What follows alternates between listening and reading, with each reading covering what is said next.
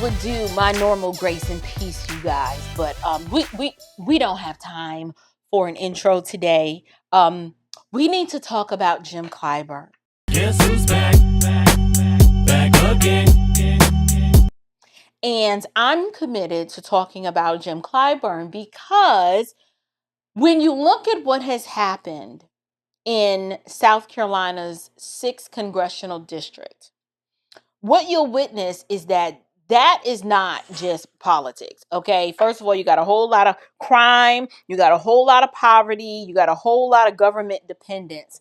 And what I realize is that Jim Clyburn represents political management, right? Controlled poverty, voter containment. You know how the Democrats are always talking about Jim Crow? And they're always accusing the Republicans of taking us back to the Jim Crow days. Well, what I realize is that Democrats are very good at projecting. The very thing that they are doing and the very thing that they are guilty of, they will project that onto you as to eliminate themselves from being the object of scrutiny and accountability. So, when the Democrats claim that Republicans are trying to take us back to Jim Crow and that we're not going back, they're lying. What they are failing to tell you is that the Democrats have always and continue to be the Democrat machine, right? And what you're getting a front row seat into what Jim Clyburn is done. And like I said, we're going to call it political containment. Now, what you see happening in Jim Clyburn's congressional district is what I would say is one of the most clearest examples of how the Democrat machine uses poor Black people as political property and call it civil rights, right? So when they say we're not going back to Jim Crow, it's because they don't need to go back to Jim Crow because what they've been practicing is Jerome Crow. Y'all have heard me use that term before.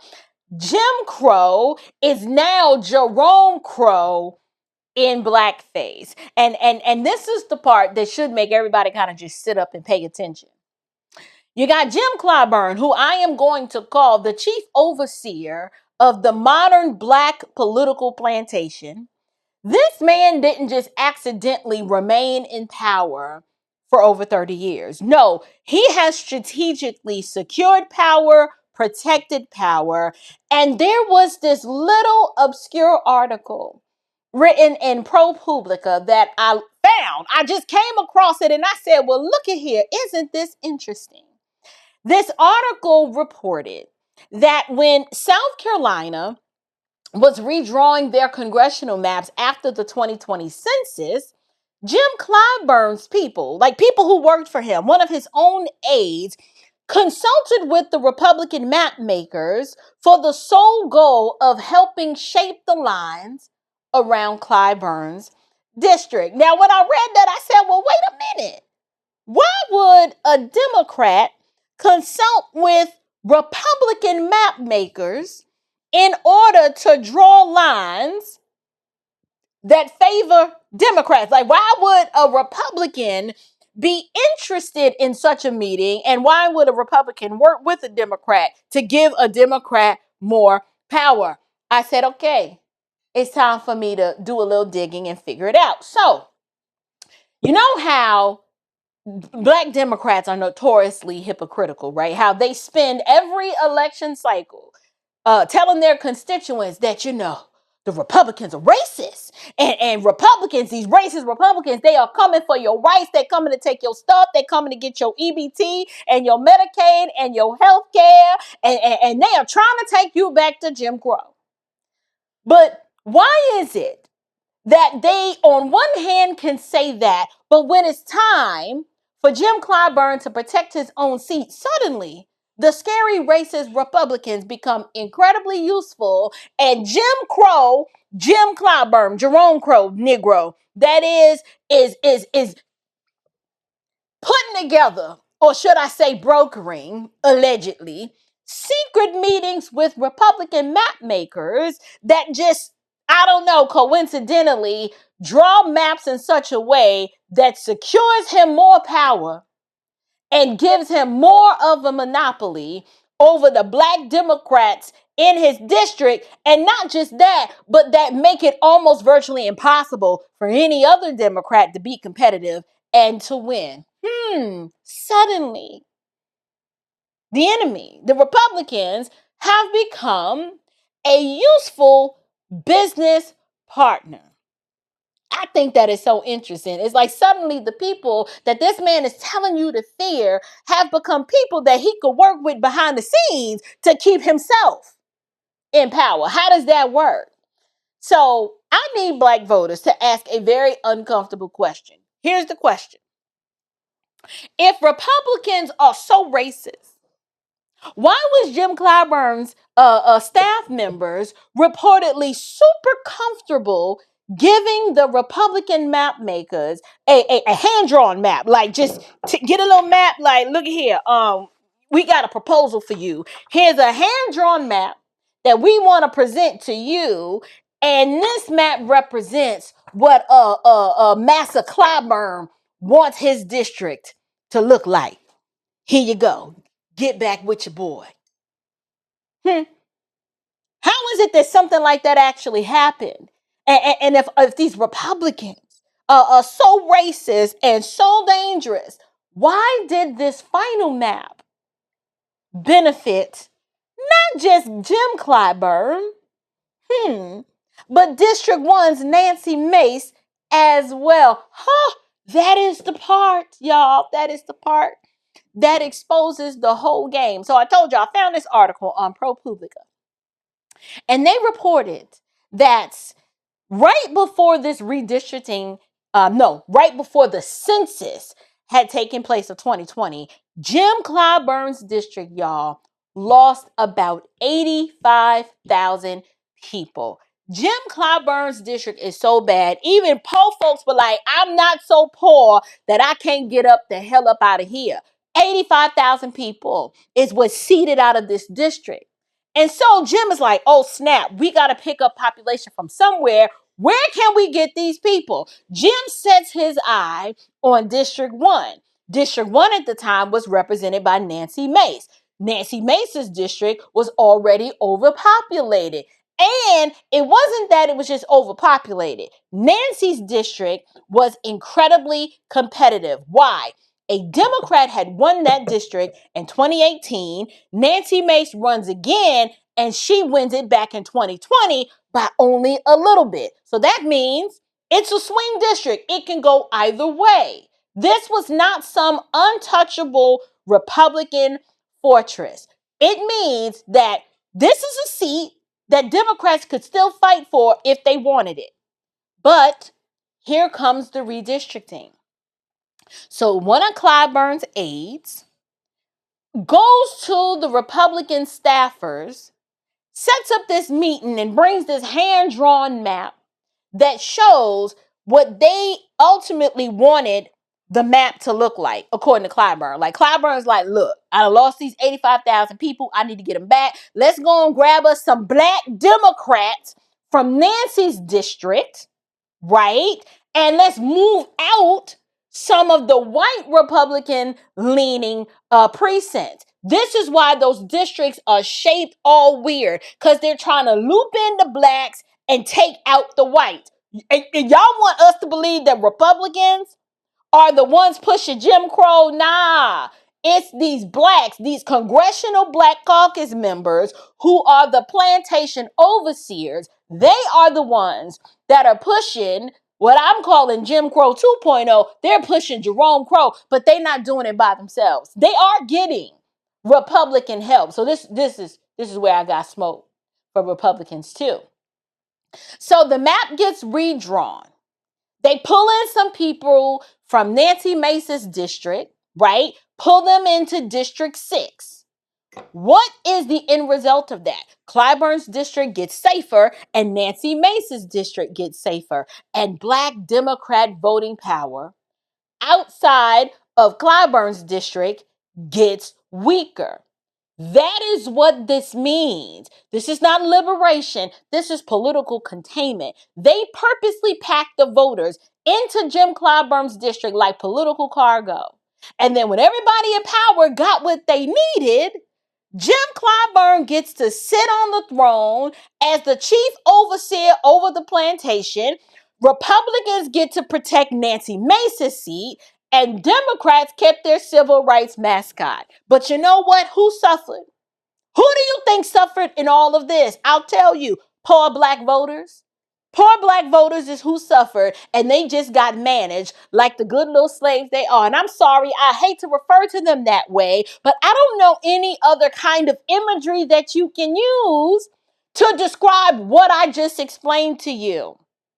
And to be fair, if you were to call Clyburn's office and say, hey, I was watching Unshakable with April, and she had said that back in 2020, your people met with some Republican people, and y'all conspired to redraw this map in such a way to borrow some people from Nancy Mace's district and put them in yours, and to pull some of the white folks out of your district so that she could keep her seat. What Clyburn will say, he will deny that he helped Republicans gerrymander the state. His office is going to push back on that framing. Fine, let him deny it. But the facts that have been reported still demand an answer. Why was one of Clyburn's aides meeting with GOP map makers? Why was there a hand-drawn map presented? Why did that map reflect Clyburn's desired boundaries, his vision of his plantation and what he wanted it to look like? And then, coincidentally, why did the final arrangement make Clyburn's seat much safer and Nancy Mace's seat much safer? And why were the black voters outside of his district the ones who paid the political price? That's the question that I have. Does anybody think we're going to get an answer to that question?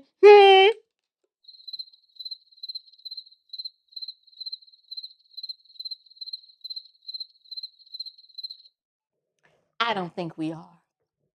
I don't think we're going to get an answer to that question, but this is where the Democrat plantation gets exposed. And I'm going to expose it because Jim Clyburn's district is not just a congressional district. It is political enclosure.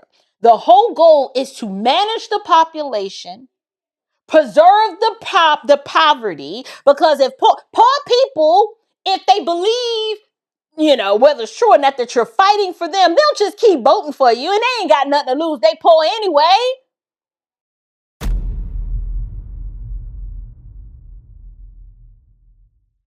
Slavery is a choice. Now, some people tell you that freedom is a choice.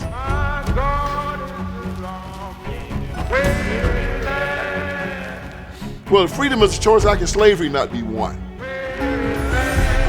There are people in America right now who want you to believe that you have no choice when it comes to slavery. They want you to look at your past, they want you to believe that your ancestors had no choice, therefore you have no choice. And if slavery was not a choice, how did 200,000 black people decide to take their freedom from their slave masters?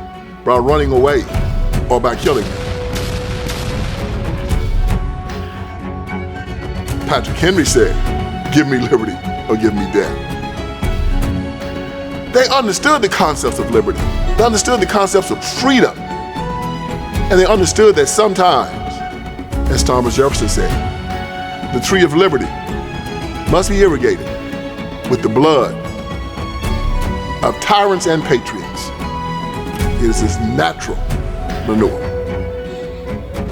In order to be free, you must be willing to shed blood.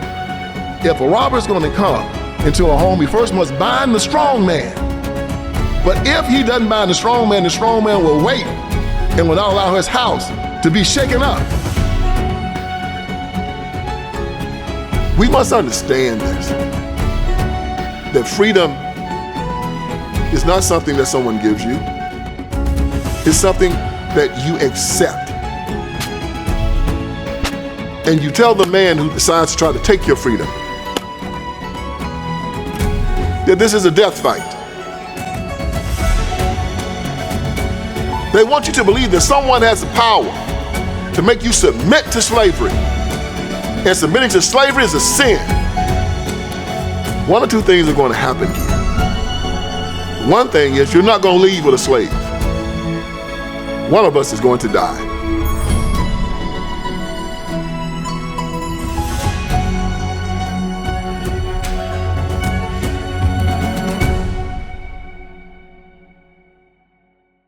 Slavery is a choice.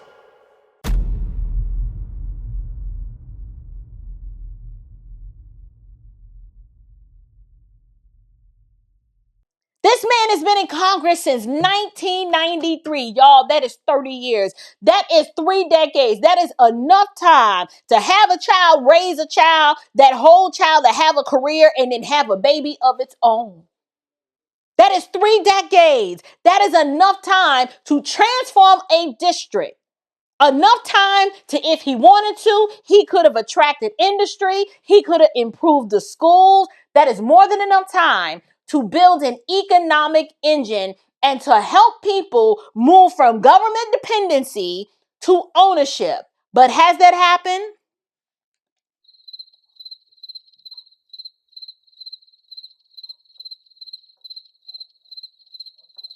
No, that hasn't happened. That is not what has happened. I need people to stop pretending that this is all a coincidence, that this is just accidental. This is not an accident. When you have a man that has power for 30 years and his people are still poor, his people are still dependent, his people are still undereducated and still being told, you need to be afraid of them rich white Republicans, and you're being told that the government's benefits that you receive are your inheritance, that is not failure. The system is working as designed. It's not a broken system. That is a working Democrat model. It is doing exactly what it was supposed to do. Because if the people in District 6, y'all think about it, if these people actually became economically independent, Jim Clyburn would lose power. If the children in District 6 got real educational freedom, he would lose power. Why? Because children that read grow up to be adults that have reading comprehension, and they would see that two-bit hustler pulpit. No, he ain't a pulpit pimp, but he's absolutely a plantation overseer. They would know that he is the problem and he needs to go. If he actually did something like, I don't know, attract industry. And if industry came in and gave people better wages with some real options, Jim Clyburn would lose power. He can't have families getting stronger and churches getting more biblical and bolder and the schools getting better and the people stop depending on the government crumbs. If those things happen, Jim Clyburn would lose power. So what does the machine do? It keeps people poor enough to need the government and keeps them scared enough to keep voting Democrat, vote blue no matter who, keep them loyal enough to protect the man who keeps managing their poverty and then say, we need Black representation. Yeah, but that's not representation. Y'all, I keep telling y'all it's a plantation. It's political ownership and slavery by another name. This is the Marxist model, you guys. Government education, government health care, government housing, government food, government dependency, government fear. Government is God and Father and provider and Savior, prophet, priest, and king. Okay? It ain't freedom, I can tell you that much. It doesn't leave you with any sort of dignity or self-respect. It is a state-managed life, which is essentially what Marxism leads to. And so Jim Clyburn, he is absolutely the high priest of this system. He the high priest of the system in South Carolina. And look, you might get in the comments and say, April, how dare you compare this to Marxism? I'm sorry. I'm real good at pattern recognition. Okay, so let me help you. When the state becomes the primary provider and the primary educator and the primary authority and the hope and the one that's giving you identity and telling you who you are and who to be afraid of and what to believe, you're not free. You're dealing with dependency. And dependency is, in this context, it is political currency. And this is why Jim Clyburn will never vote for school choice. He will defend a failing school to the day he dies. And this is why they tell poor Black people that, those Republicans, they want to take everything from you. This is why they never preach ownership and they never preach entrepreneurship, and they don't admonish people to restore the family and to get married. They're never going to preach about discipline. Their whole goal is to move you as far away from personal responsibility as possible, because free people are way too difficult to govern. But dependent people are super easy to scare. And if the people are scared, a scared people is easier to control. So here is the question that I want every Black Democrat in South Carolina to answer. What has Jim Clyburn actually produced for you other than the fish fry? Okay, other than the fish fry and Joe Biden and the Democrat Party and CNN. What has he produced for you? Not for himself, not for CNN, not for the Congressional Black Caucus. For you. Are your schools better? Are your neighborhoods any safer? Are your families any stronger? What about them wages? Are your wages higher? I hear your children are still illiterate. They can't read. How about your business? Are your businesses growing?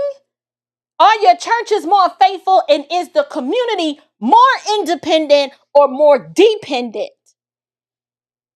If you have sons, are your sons more likely to be swallowed up by crime or less likely? What about the propensity of them to get caught up in drugs and prison and hopelessness and despair? Are our families more intact? Huh?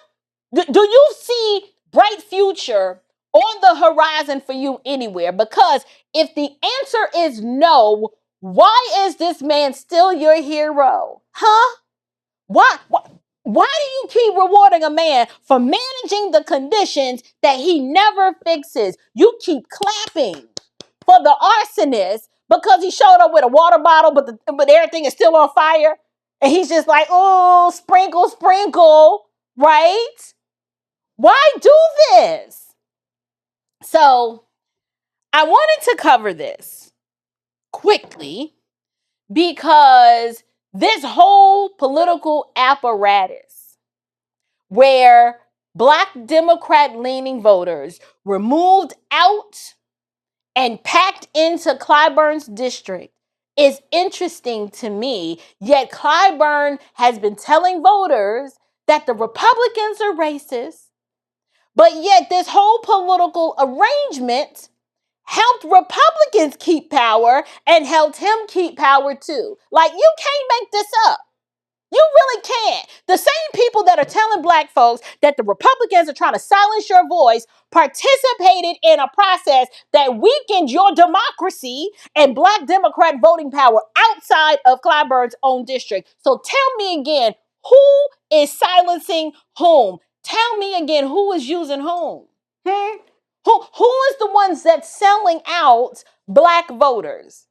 Because at some point, you have got to stop acting like betrayal only counts when a Republican does it. Because this is a prime example of what Clyburn has done, and he has absolutely benefited from this.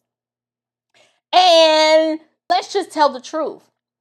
If a Republican had done to Black voters what Clyburn has done to his, the Democrats would be marching and crying and singing, "We shall overcome," and compare everybody to Bull Connor by lunchtime.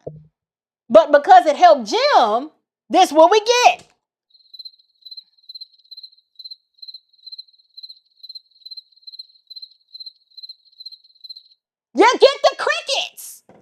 You get the crickets because this is how the machine works. The machine does not care of black people. The machine cares about black votes. Those two things are not the same. And Jim Clyburn understands this better than anybody else in Congress. This is why I say that Jim Clyburn didn't merely inherit a poor district. This man presides over one, he protects it, he benefits from it, he campaigns from it, and he has built his entire legacy on the backs of keeping blacks poor. And then he turns around and he tells those same poor people inside that district that the real threat is everybody else. No, sir. This call is coming from inside the house, okay? The problem is not merely racism. It is dictator worship and government dependency and a bunch of political idolatry. The problem is that these people have been told that freedom means giving the same man power forever because he keeps promising to protect your benefits. Well, that's captivity with a ballot. So I'm curious to know, what do you guys think?